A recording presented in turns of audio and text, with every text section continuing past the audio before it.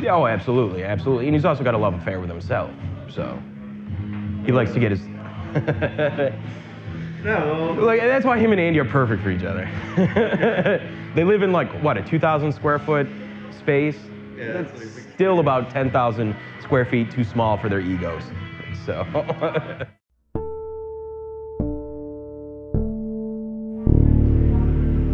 I know it's real counterintuitive and it doesn't make a whole lot of sense, and the narrative is very disjointed, but I have to go back to Bonneville.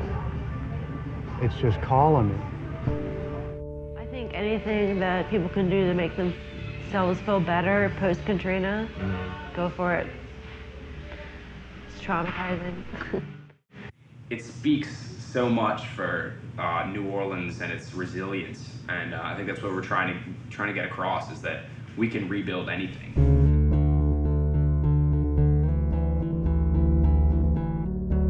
Man, 20, 30 grand into something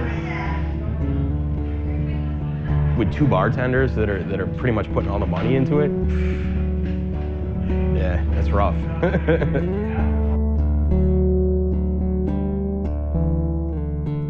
he's spending quite a bit of money. He spent all of his money. Yeah. More than he has. Right. Yeah.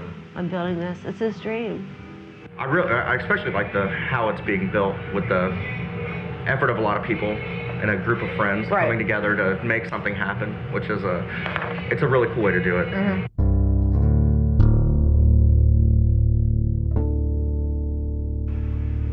From the whole idea of it, I think it's a cool idea that you sit around and talk about. To actually do it, it's kind of stupid, but I understand. You know, hell, these guys aren't rich. They're putting a lot of money into this that they don't have.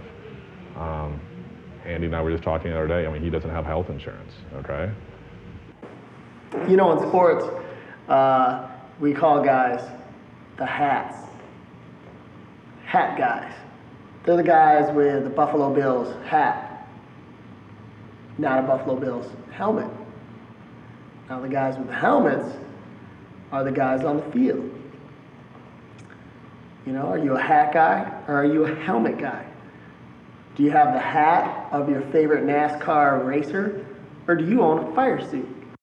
You got there, you raced, you were part of the event. Just being in the event program at Bonneville, to me, is being a winner. You know, that's the guy that got off the couch. And it's the guy that gets off the couch that has merit. Talking about it, while interesting, has no merit.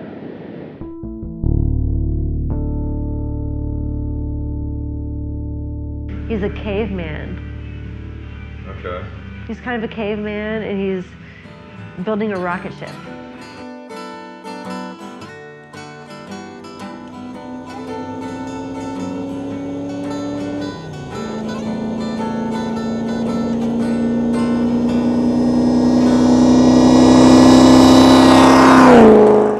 I can't remember the last time I saw you and scraped the paint from your face.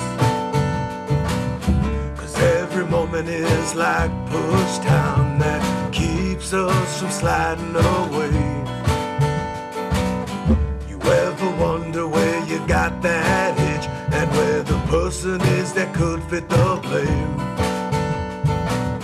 'Cause what you thought was lost and can't be found is the whole reason we're still searching today.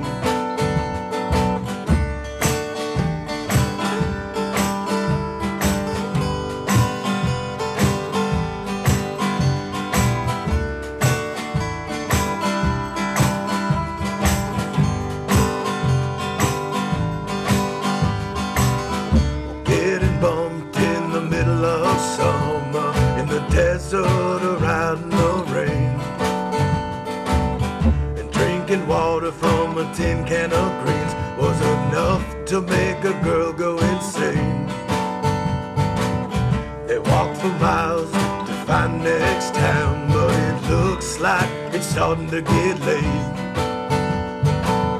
And what was shown across an empty sky was a train ride and a horrible fate.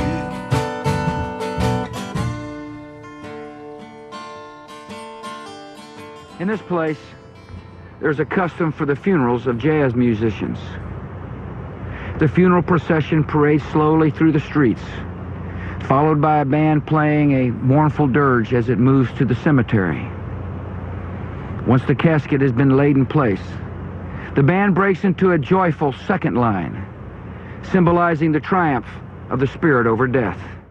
A lot of people talk about the things that they lost in the storm. And what I lost was my career. And I haven't been able to put it back together again. A flooded car is being transformed into a fast car in the French Quarter. JT Nesbitt is working on a Katrina-damaged Lincoln Mark 8 at his Bienville studio. The so-called Stinkin Linkin was given to him by a friend after the storm. Nesbitt is modifying it into a race car. And here's a look at what it's going to look like when it's done. The plan is to enter it into the 2007 World of Speed event in Utah. Nesbitt says when done, the Stinkin Linkin should go over 200 miles an hour and win its class at event in September. I'm not sure about that Stinkin Linkin name. It's catchy. Not flat. Yeah, it's not flattering. Look, as long as it's fast, that's all that matters. Well, in that case, call it Blinkin' Linkin. Oh, okay. That's a good idea. All right. You should suggest that. All right, so we have Jazz Fest. The whole concept of JT and Andy hanging out in the bar, having a beer, going, geez, you know, this guy's trying to give me this Lincoln. I could see this whole thing happening. I can literally see this drunk happening. And after about 6 beers, it's like, well, dude, what do you think? Well, I don't know. What do you think? We could do that. Of course we can do that. We're men. You know, we could do anything. How fast is it? Wouldn't it be cool to revive? You know, wouldn't it be cool to revive this Lincoln from the dregs that our society is, to make it a race car? You know, to reunite and rejoice in everything that was New Orleans that could be New Orleans. And here's our new promise. And I thought it was really, really cool. The whole concept of, yeah, you know, let's have a beer and build this race car. It won't take much. We can do this. Bonneville is a dream. It's like being on another planet. Bonneville is the last bastion of non-corporate motorsport.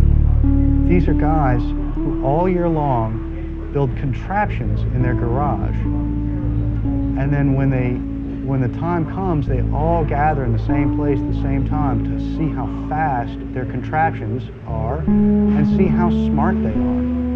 Like, how good are they? Personally, individually, not collectively. It's an individual form of racing. And it's like this. If road racing is like a de Kooning, it's abstract expressionist, it's all over the place, it's very frantic. Bonneville is like color field painting. It's like a Mark Rothko. It's very serene and very beautiful, and the natural environment is such a big part of what Bonneville is. It's, you're racing on the earth. I would have never dreamed up this project. You know what I mean? I'm happy to be part of it. It's become just as much as an obsession for me, and I'm real thankful to be part of it, but I would have never dreamed it up. It's not my idea. It's not even my thing. I play bass. I've just made a commitment,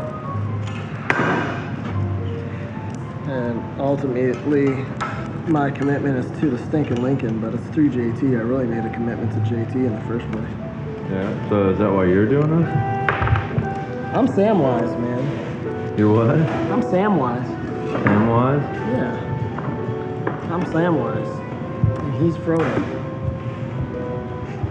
This ain't my fucking thing. I'm just doing it, I guess, out of friendship. Our team is going to be so far outside of their comfort zone. Like, talk about brave people. Just put all the time and effort and energy into going and doing this crazy, wacky thing. They're going to be so out of their element. They've never done anything like this before. And everybody has their own reasons for going. And that's the best part of it, is that everybody's looking to satisfy something. So I hope that they get satisfaction, and I hope that I get satisfaction. I think you're a healthier person if when you're not at work, you're doing something that isn't very closely related to what you do for work. I think, you know, somebody who's a waiter who then goes home and cooks for fun, that's cool, but if you're a waiter and you go home and work on bicycles for fun, I think it uses a different part of your brain.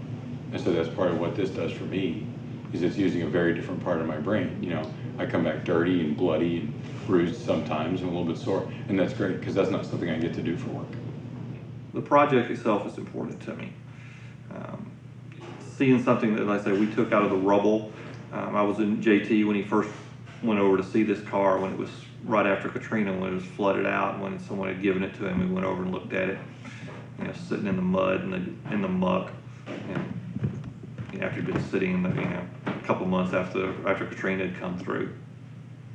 And, you know, so, you know, the idea of seeing us do something from Louisiana, go up there and make a good showing, hopefully bring back a class record, and all this from Louisiana, you know, from the rubble of Katrina in New Orleans is important to me.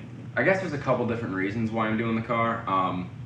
First of all, I want to have as much experience and that kind of stuff. I mean, in really everything. I want to know how the car works. I want to be able to say that I've done it. You know, I want to be a part of this team. I want to be a part of JT's team in getting this together, really. And another thing is, ever since I've been a little kid, I've always wanted to be an old man with stories. So this is one thing where you know, I can tell my grandchildren one day that I was on a team. We built a car and we raced it at the Bonneville Salt Flats and started it from scratch, basically. So yeah, that would be that'd be a really fun story. So that'd be a good story and a good documentary, I guess. This is the second time that a crew from New Orleans has gone to Bonneville. The first time was in 2004, and that was with Chris. I went to Bonneville. I did it. I lived my dream. I built the bike.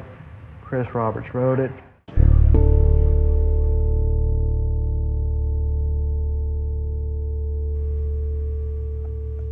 The last time I talked to Chris, I told him I was going back to Bonneville. Yeah. And he wanted to drive for you? no.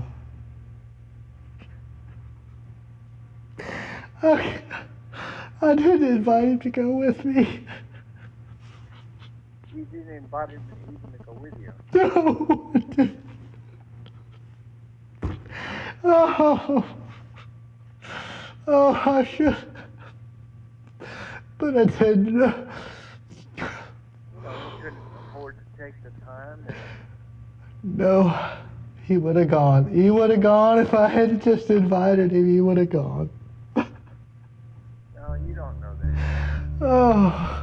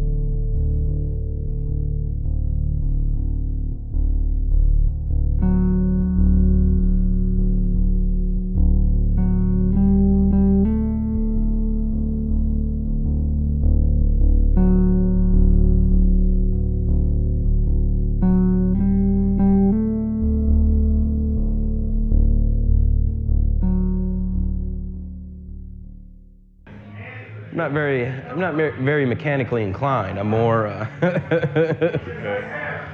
Nor are a lot of those people that are. Right, exactly. JT included in some points, but. Oh really? Yeah, no, that's. Well, explain that. well, he doesn't really know anything about designing race cars. Sure. And one of my regulars, who everybody's gonna know that works here, does build race cars. Worked for a company in Baton Rouge that builds stock cars and stuff.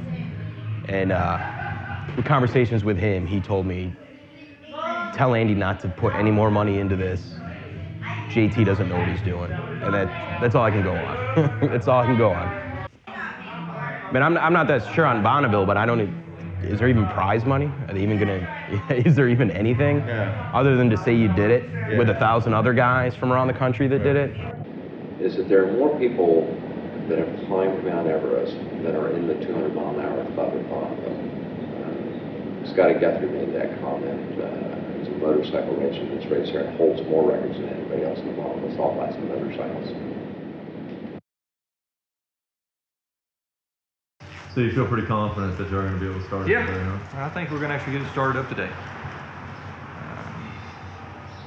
We'll get everything done, get all the wiring done, and get the fuel. At this point, it's up to Max and I to get our parts done. It's you and I now. Yeah.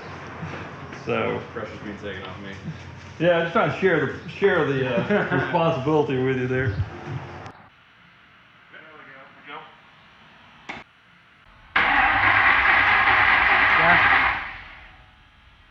Go up, go up.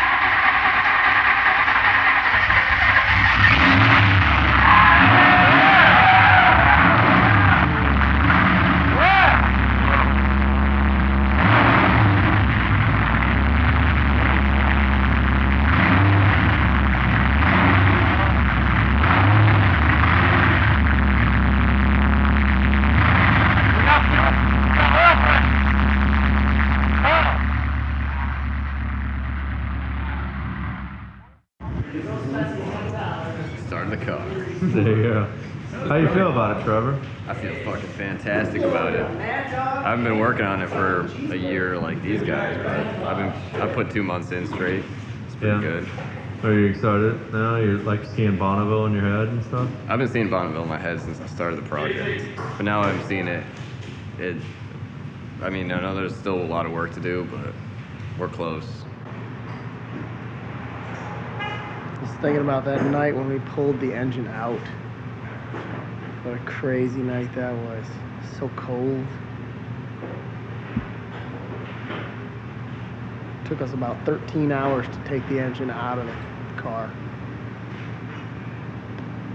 It was a blast. It was the first time that Graham worked with us. It was the first time Graham came over and helped us out.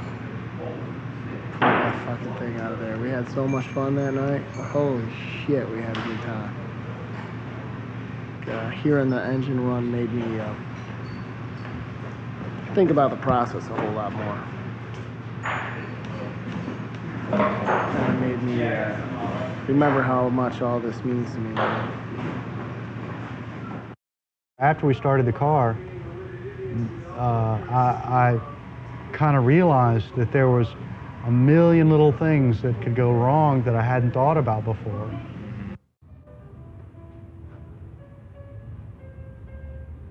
Fuck! We're taking parts from a couple of different superchargers and trying to make it work in our application.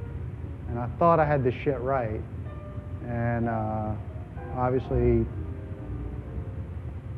I misjudged. Actually taking a car to the Bonneville Salt Flats and racing it is a really long journey. It's a journey fraught with financial woes, it's fraught with technical difficulty. And the vast majority of people, while they think it's easy, learn very quickly that it's an intellectual and physical process that just takes a tremendous amount of effort. The dedication that it takes to get to that effort requires passion. It is the passion that has value. JT, why are you putting yourself into a box? Fucking pissed off. Oil leaks. Fucking dry soft.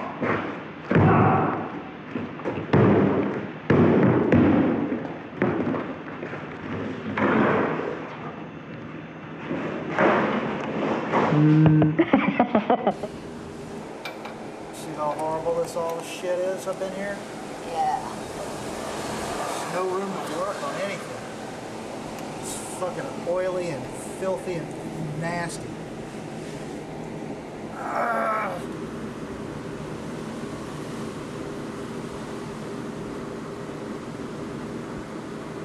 Go away.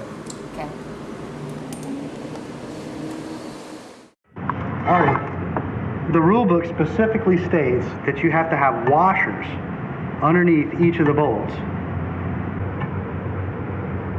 So I have to get inserts machined by a fucking local machinist to put in here, and then we put washers and nuts on top. We have to have 20 of them made. 20. It's going to cost a fucking fortune. And even then we might not pass 10. Come on, thread on, fucker, thread. Ah!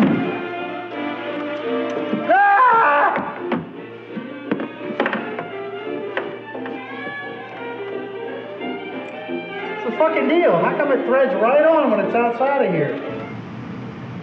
I assumed that they would have a Holley carburetor at his shop where he could like put a carburetor on it and see, oh, okay, I see, well, the linkages don't work. No, they don't have anything like that.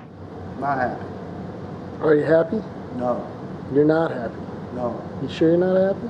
No, I'm pissed off, man. Are you mad? I'm very angry. I just want one fucking part that I spec out for the car to be made and fucking bolt on. Just one part. Has any of them done that? No. Remember the oil pump fiasco? Yeah. Remember it was leaking because it got dropped and fucked up and I had to take it all apart? And then we had to cut the subframe. Remember cutting the subframe to fit the oil pan? Yeah. Yeah, it's like a $3,000 dry sump system that we had to then spend hundreds of hours to adapt and make work on our fucking engine. It's just people ain't asking me questions. They're not asking me the right questions.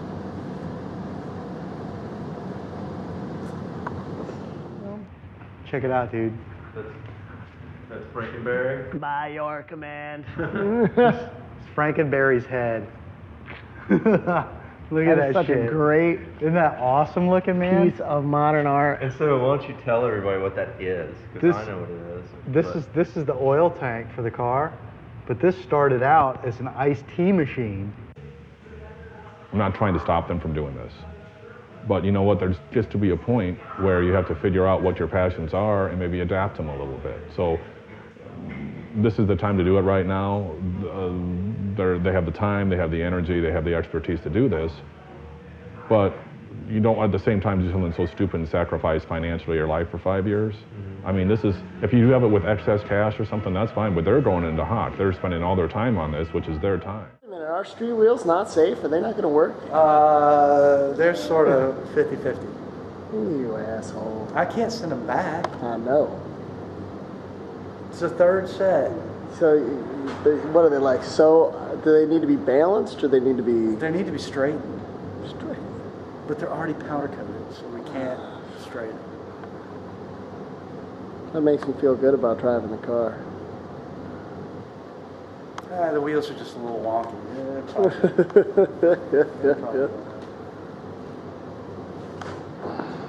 I need a cocktail, man. I'm going to get drunk.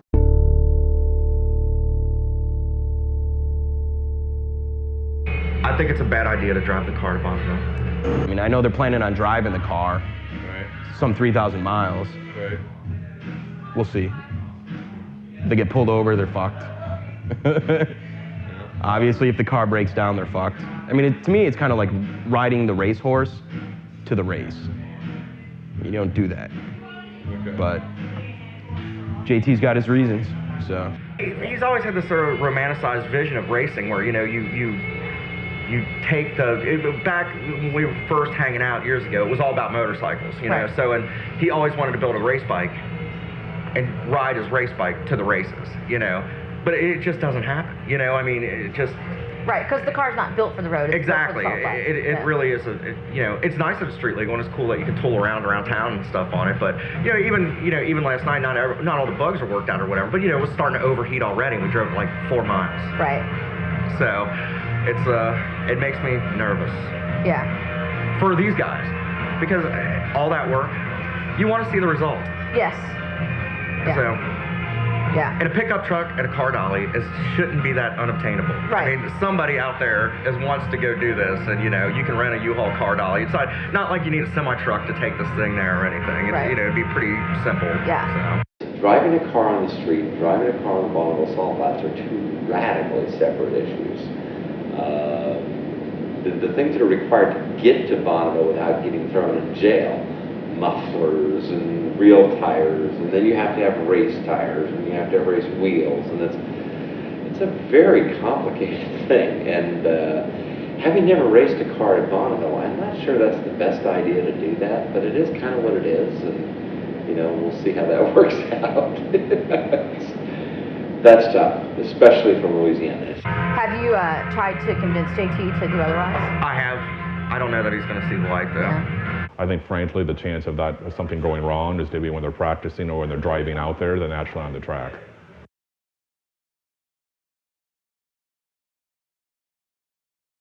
Today is our last Sunday. So not only do we have to go over the whole car, get everybody familiar, make sure that everybody knows the terminology and what parts are, we have things that we still have to fix. So I sure hope Graham and Mac show up. And I guess lastly, we lost Neil. Neil ain't going to Bonneville, which is a terrible thing. I really wanted Neil to go. Yeah, that breaks my heart. That sucks not having Neil. So we got Todd. We may have picked up Todd, but we lost Trevor, we lost Neil. I don't know. I think we picked up Todd. He said he wanted to do it, so we'll see if he goes.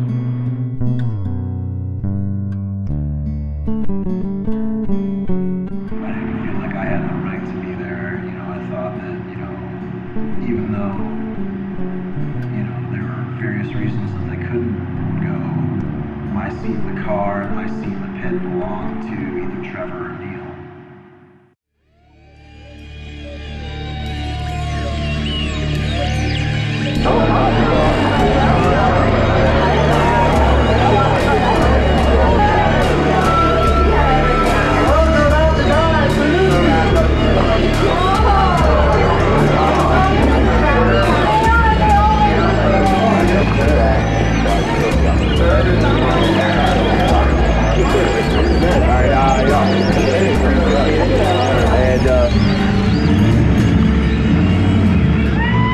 Give again.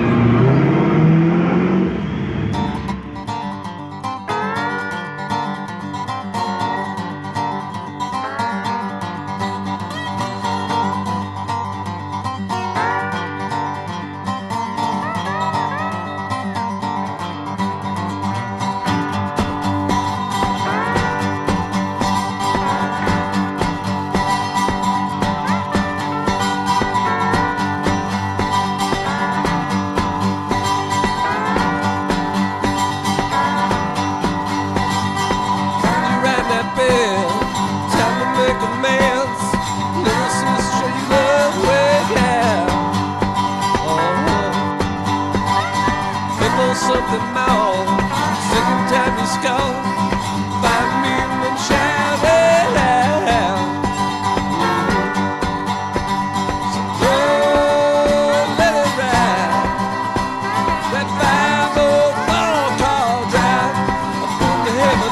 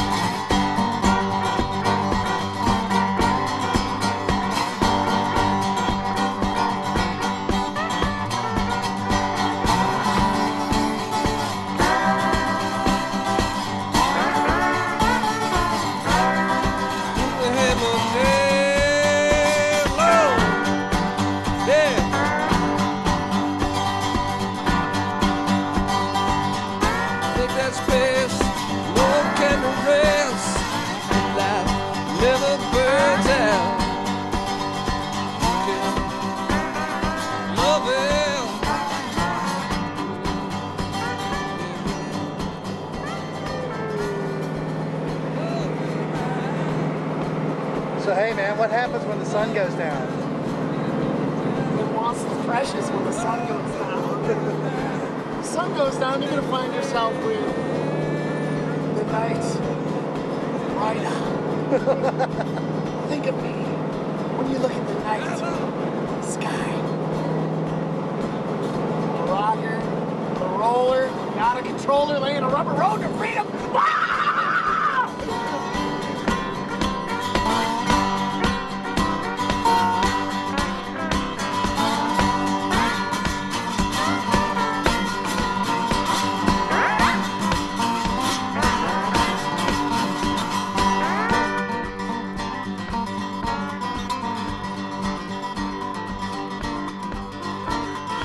Man, we ain't never seen nothing like this here in all my whole life. I like it. That's cool. Y'all really got some, man. Just hang in there. Thanks a lot, man. Watch out, man. Y'all be careful. Good to see you. Thank you. Good luck with your car. I like it.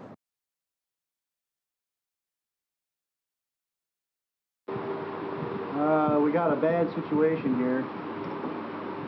It's something that I was afraid of. The welds that I put on the backside of these studs, because they're the wrong studs, I had to adapt them to this hub. We're pulling them apart, sure enough, we got cracks in the welds. It's unsafe. It's Saturday morning, Saturday afternoon, and we're trying to find a TIG welder in Keechaw, Louisiana. You're in the drag racing of some sort? Well, land speed racing. Land speed? So what's the verdict, man? You're ready to break the record. That's the verdict. Break the record. Hey, Mutt, what you doing? Performing surgery here after you drop the jet. After I dropped the jet? Don't you mean you dropped the jet? You know, what's really funny to me is when Mutt likes to take video footage of people who like do stupid things, like drive off. There's a huge difference between dropping a fucking tiny little jet, like drive off with a gas pump still in your car. There's a world of fucking difference. Hey man, that last jetting change we did looks pretty good. We're showing air fuel ratio is looking 1 bar in the green.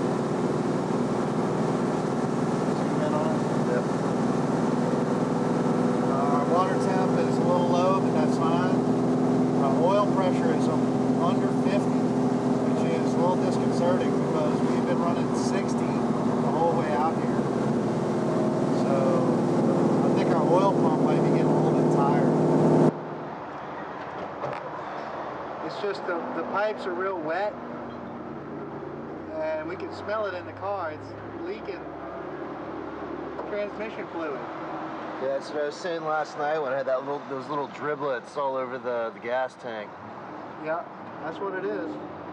See how the underside of the car is all wet? Yep. We got lots of problems. We just wheeled into a Walmart first thing in the morning, Sunday morning. They're the only people that's open. We're in the middle of nowhere in Kansas. And I wanted to do an oil change and have a look at the transmission because it was making bad noises all last night. But the transmission was 2.5 quarts low on fluid. We're burning through fluid. We got a leaking rear main seal in our transmission. It's Sunday. There's no such thing as a shop that's open. And we don't know what we're going to do. So the next thing we're going to do is get in touch with Wes Potter, who's organizing the event in Bonneville, and find out if maybe we can limp all the way through Kansas to Denver, then on to Salt Lake City. That's it. That's the word from the road, man. It's a hard life. I knew this was going to be just like this, and I told everybody. And now we got people dropping off. Grant and Wes and Max are too tired. They're, 6 hours behind us because they stopped to sleep. Our guys in the truck behind us are tired and getting cranky, and they want to pull off and go to sleep. But we ain't got time. Tech inspection and pit setup is on Tuesday morning at 7 a.m. We do not have time to fuck around. I'll give us 50-50.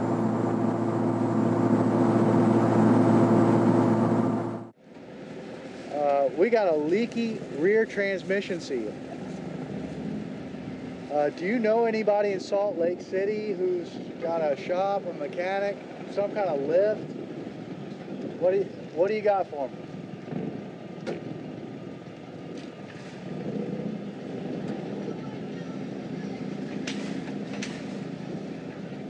Okay, so you do have somebody who could they squeeze us in tomorrow morning? Okay. Well, here's what we're doing. We're hopping from Walmart to Walmart, trying to keep fluid in this transmission until we can get someplace where we can get the new seal for it. Fortunately, it's the rear seal, right? But I can't get to it to pump fluid into it on the side of the road, and I don't have a lift, and I haven't slept in about 36 hours.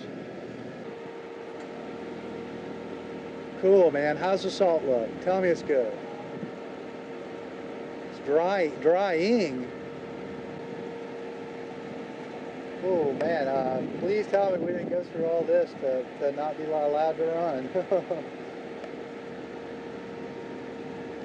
Okay. He said it's drying out and that he thought that it would be okay. But after this shit, man, I'll go after the hair dryer. We're 3 hours outside of Denver. Yeah. I am a fucking robot. Do you understand me? I am a robot from outer space. Yeah, you're missing the shit, dude. We're fucking having Charlie is in the bush shooting at us right now, and you're like in some fucking you're on fucking MASH, the comedy series. Okay, like it wants the precious, you understand? What?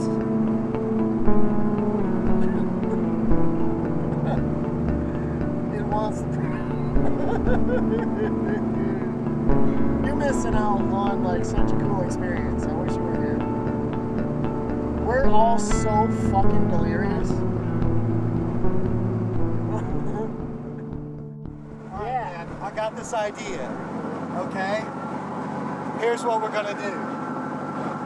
When we pull into this next Walmart to fucking top off the transmission, we're gonna put an access porthole through the fucking tranny hump in the floor so that we can fill it up anytime we want. We can fill it up while we're driving the motherfucker. We don't need a lift no more. We're gonna get there. What's that? We're gonna get there. Yeah, dude, we can. That'll work. Why don't you tell us what's going on? All right, what we're gonna do is we're gonna create an access port to our transmission fill. Why? The problem is we can't get to it unless you have a lift. I know, but why do we need to do this in the first place? Because the tranny fluid is where transmission's getting hot. It's puking fluid all up inside the compartment, and if we don't poke a hole in it and start filling it, it's gonna burn up. We're not gonna make it. All right, this is how teddy bears go to Venus. I don't understand. Teddy bears go to Venus. This is the way that teddy bears go to Venus. We left at midnight on Friday, and we got to Salt Lake City at 3 a.m. on Monday morning. So we did 2,000 miles in 51 hours straight. Is that right? Yeah. 2,000 miles in 51 hours with working on the car the whole fucking time. Every fucking rest stop working on the car. Fixing shit that broke.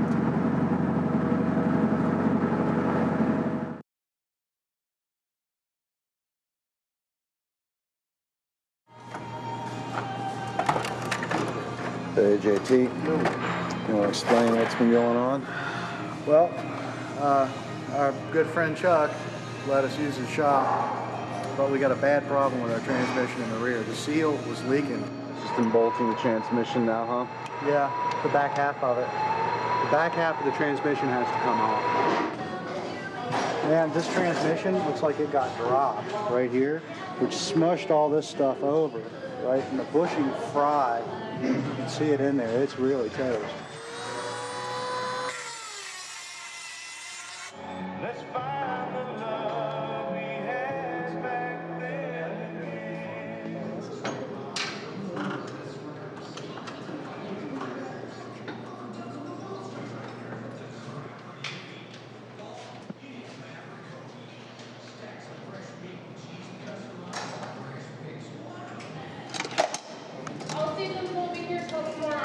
Okay, what about, the hell's that?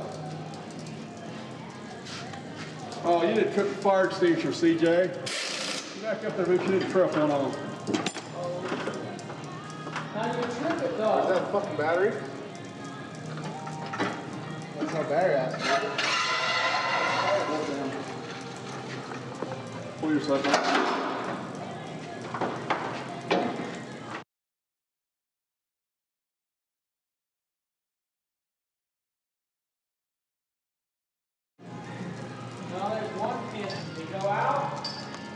Fuck! There he is, our bottles. Son of a bitch. Oh, shit. What's gauge shows it empty? When you did it, you punctured it out. Yeah, you must. Maybe it should go a lot harder than that. Stop, man. You need to sell it.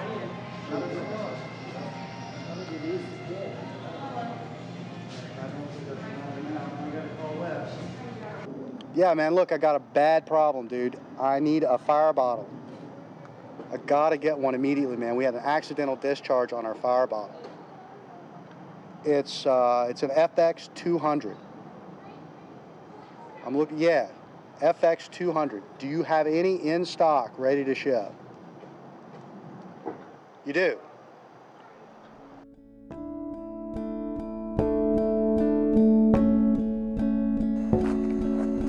See this? This is where the dream time starts. This is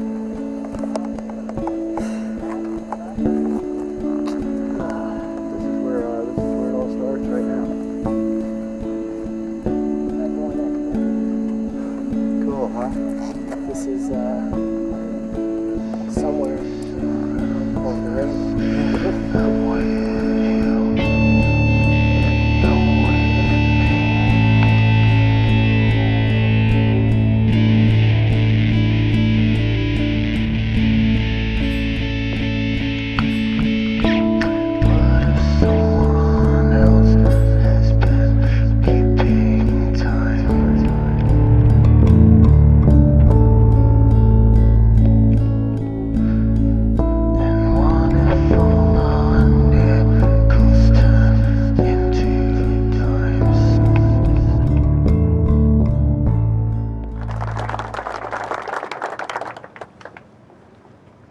Well, good morning.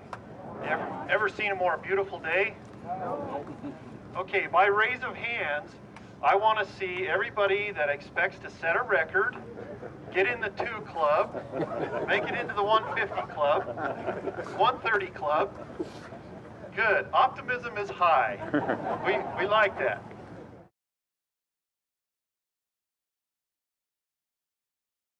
I'm going to change out the supercharger belt to the smaller belt so that we can run a smaller top pulley. Smaller top pulley means more boost, more horsepower. Smart, huh? Not bad. You're turning the street car into a race car before your eyes. So I got to put a pack over it because they're going to, tech inspection is going to consider this part of the firewall. Okay.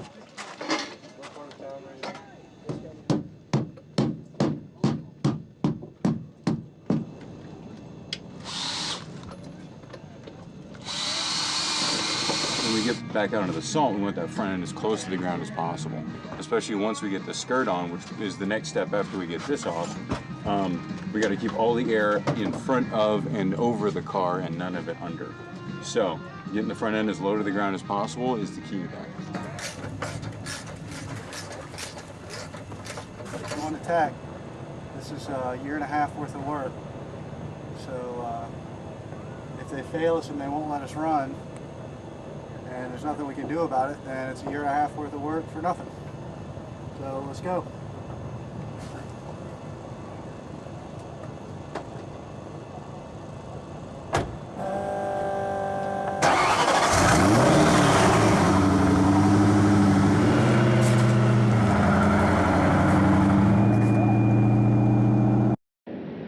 The safety requirements at Bonneville are really pretty huge. I mean, you think about all the driver suits that are required, the fire systems. It's not that big a deal. Those are all hoops to get through. The reality is that each and every one of those different safety items traditionally was a rule that was written in the blood of our friends. And they take those rules very seriously.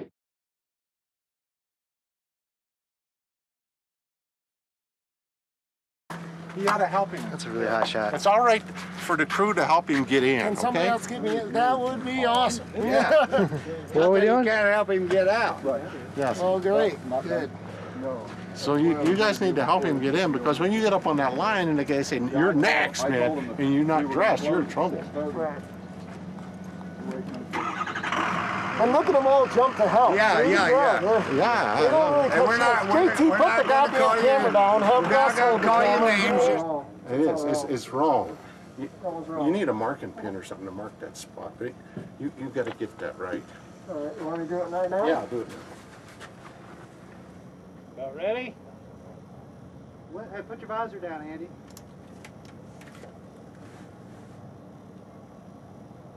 Set. Go.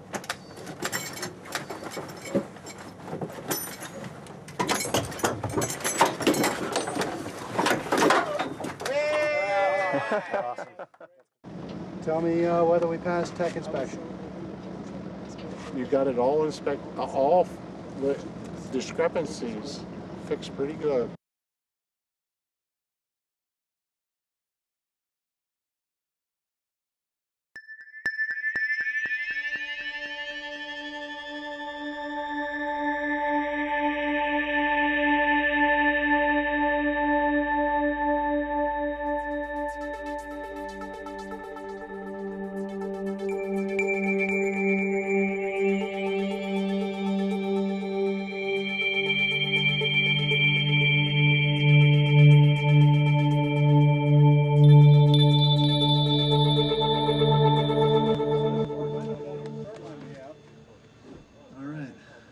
You ready, Rocket Man? You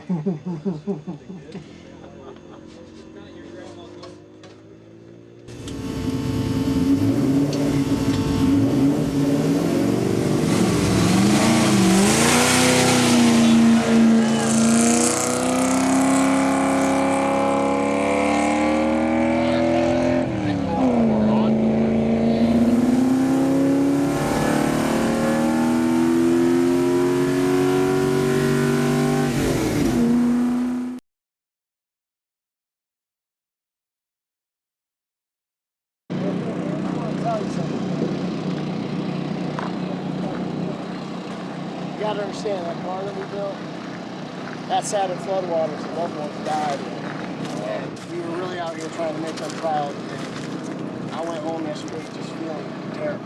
Oh, no, that's not what I... This is how we do it in New Orleans. There you go, that's a t-shirt from us. Sweet. And if you're not a drinker, just keep this as a souvenir. But if you are a drinker, this is a great bourbon from the New Orleans racing team. We all signed the back. Just want to Now I can't drink it because you guys all signed it. You guys are going to go over 200, right? Well, we're hoping to Don't go go bad, over you got to 200, drink it. So, real sorry. Andy, appreciate it, man. All right. Well, now don't go anywhere because I don't want to scratch or paint or anything. Yeah, So just tell us exactly what to do. We are at your service. How do you feel about the experience yesterday with the gentleman who made you guys wash his car? I think that was Andy. Andy took the lead on that, and Andy did the most classy thing I think I've ever seen anybody do. And I learned that was a perfect Bonneville moment. I think that that's a lesson that I hope everybody learns, especially Mutt. I hope Mutt gets that one, because Mutt is a little, he's a little edgy at times, and he's very defensive when it comes to messing with his friends. You know, I mean, that's one of his best qualities. Is if you're Mutt's friend, man, he's down for you always. But I think that showed Mutt especially that when you let go and you get inside people's hearts, it may be a little bit harder, but in the long run, man, that's how you win. And that's how we're winning here at Bonneville.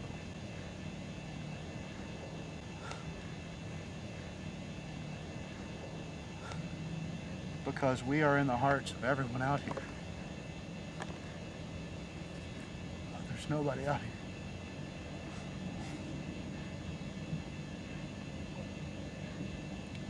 There's nobody out here who doesn't love us. It's a great feeling.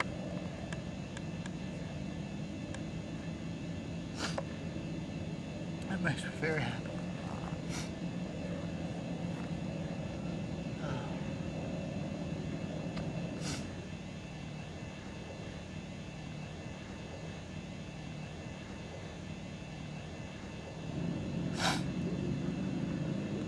We've already got their love, and I think today we're going to earn their respect.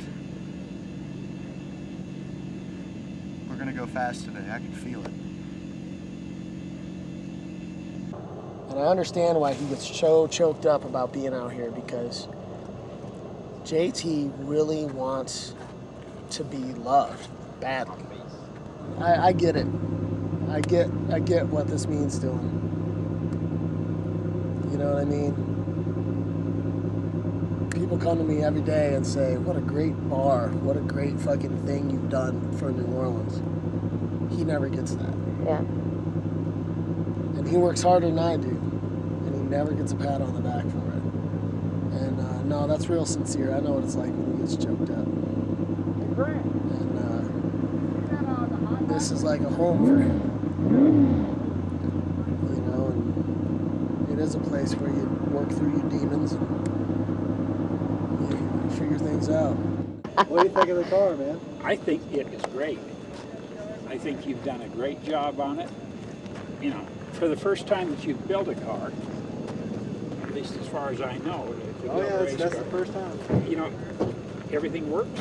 Everything's where it needs to be. Passed tech inspection. You had questions about things. You asked the right people for the things that you did. You did it the right way. Well, I had a lot of help from a lot of friends. You had a lot of help from good people along the way.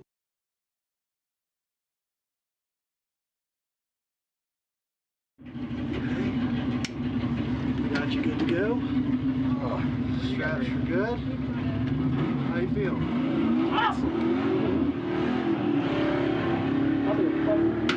Get mad at that song. I just wanted to say, when you took off yesterday. I cleaned his car too. Okay, you did. I cleaned his car. I gave him a bottle of whiskey, man. He's my best friend now. All right, cool.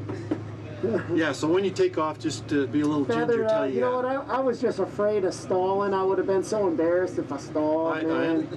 I understand. I know how it is. It was my first time, man. Okay, well, I'll be back to you. All right. Bonneville requires very little skill to drive until it requires skill, and it requires a tremendous amount of skill in a very short period of time. All right, let's just check it, everything. You got both armor strengths, It's all right.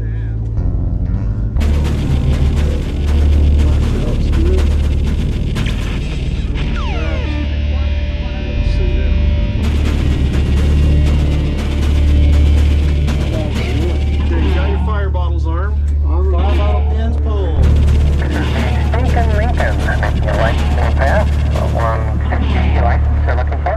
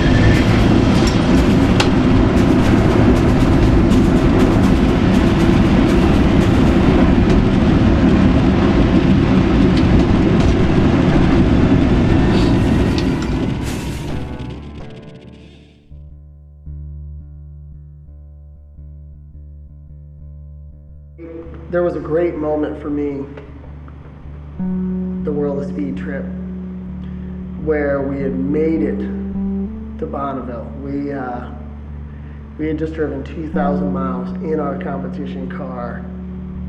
We had just fulfilled our promise to go to Bonneville, step one of our promise. And we pull up to that legendary spot where the road ends. There's that sign, the Bonneville sign. We've all seen it, tons of movies. And the road just ends. JT looked at me, and I don't even know if he coherently got the words out, but he was kind of like, what do you think, man? What do you think? And all I said was, somewhere over the rainbow.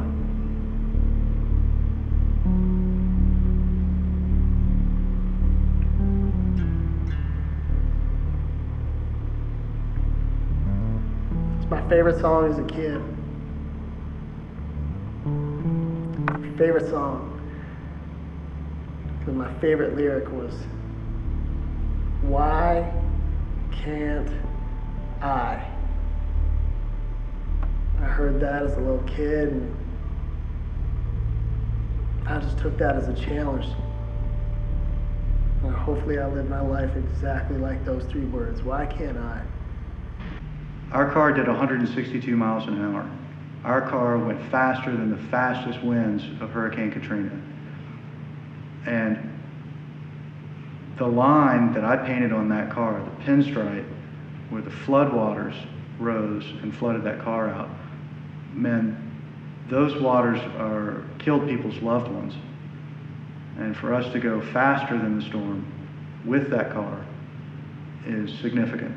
I'm not sure why, but I think it is.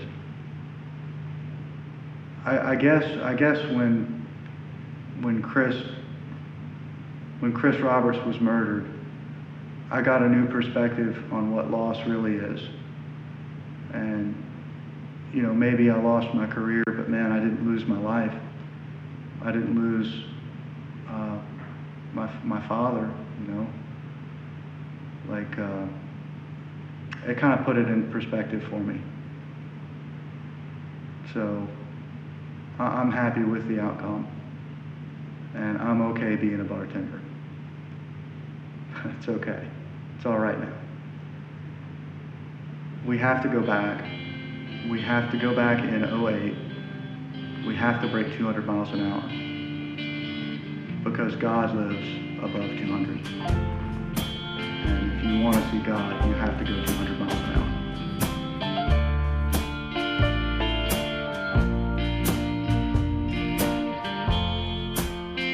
Holes in mine. I lost my mind. You showed up.